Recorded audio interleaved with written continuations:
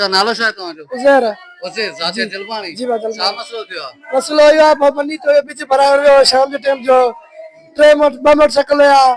टे ॼणा आया कालू कटो रसलू कटो वारा अब्दुल रसूल जलपानी गोलियूं खणी शाम जो बीच भराइण वियो बनी जे हारून जी रस्ती तय पच बनी आहे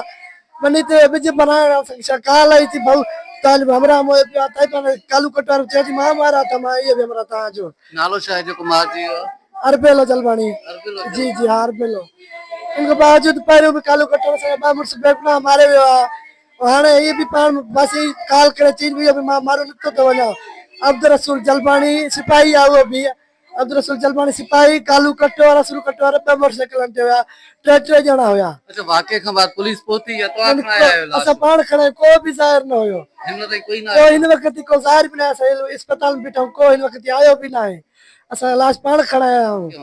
अदा असां जना हक जुल्म असा जो मारे विया बनी ते विया हुया अब्दुल रसूल कालू कटो हर न्यामतलाह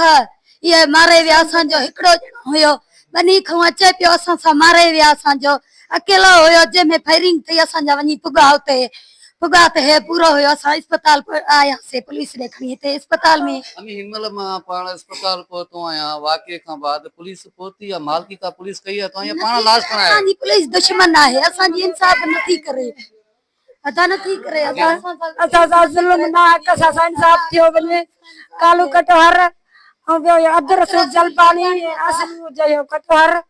असा जुल्म ना कसा जो बनी ते होयो तो मतलब पे जब निकालते अच्छा तव्हां जो उन सा झेड़ो हलंदड़ हां झेड़ो असा जो कबायली झेड़ो असा हां झेड़ो असा जो झेड़ो असल खवसु दुश्मनी असा जो झेड़ो आला अख्तियार केड़ी अपील कंदो आला असा जी पुलिस अदालत करे बस छा कयो अब्दुल रसूल के बथे कालू कटोहर के बथे इहा है अदालत कालू कटोहर के अब्दुल रसूल एसपी के डीआईजी के साथ अपील किया है असा इंसाफ दे अब्दुल रसूल कालू कटोहर सब ये गिरफ्तार थे वजन असा जुल्म ना हक असा से बेगुनाह से मारे गया मुर्तजा जो असा